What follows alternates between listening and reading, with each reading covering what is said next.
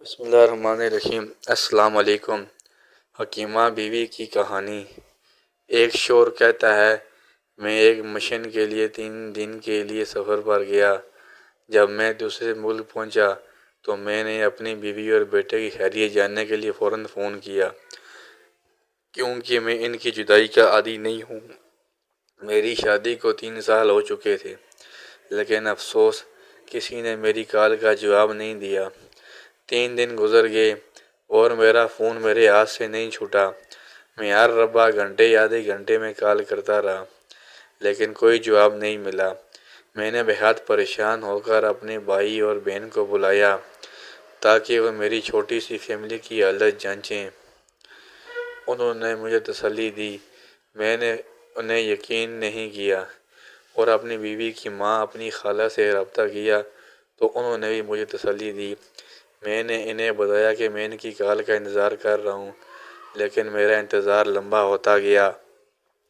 दिन गुजरते गए जैसे 3 माह की तरह, और मैं अंदर से गुस्से से भर रहा था। कभी हैरत में मुब्तला होता और कभी मुख्तलिफ ख्यालात में गुम होता। अक्सर मुझे खौफनाक वसवसे आते। आखिरकार मैं अपने मुल्क वापस आया, और जैसे ही मैंने वतन की ज़मीन पर कदम रखा, मैं घर की तरफ भागा।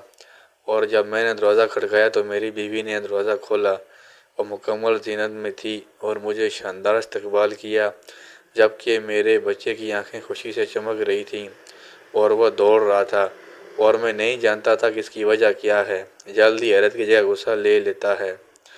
मैंने अपनी बीवी से इस बेबसी की वजह पूछी, और मैंने तकरीबन अपने सफ़र को ख़त्म करने का इरादा किया, क्योंकि मेरे दिमाग में मुख्तलिफ शिकायत चल रही थी। मेरी बीवी ने सुकून से जवाब दिया, क्या तुमने अपनी वालदा से रब्ता किया? मैंने जवाब दिया, और कुछ समझ नहीं आया। मैंने अपनी वालदा से रब्ता नहीं किया ताकि आपकी खैरियत जान सकूं।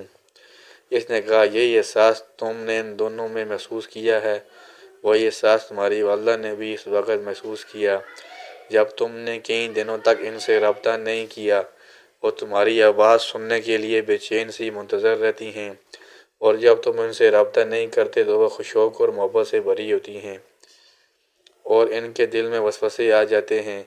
अगर तुम ज़्यादा दूर रहो। मैंने तुम्हें कई बार मुतमन्ना करने की कोशिश की, लेकिन कुछ फ़ायदा नहीं हुआ। मुझे ये पैगाम तुम तक पहुँचाने के लिए सबसे बेहतर तरीका लगा, मेरे अजीज़ शोर। मैंने अपनी बीवी की अक्ल की पुख्तगी पर शर्मिंदगी से सर झुकाया, और मैंने सबक अच्छी तरह समझ लिया। इसने मुझे मेरी गाड़ी की चाबी दी और मेरे कान में सरगोशी की, तुम्हारी जन्नत तुम्हारा इंतज़ार कर रही है। मैं अपनी पहली मोहब्बत अपनी माँ के पास रवाना हुआ।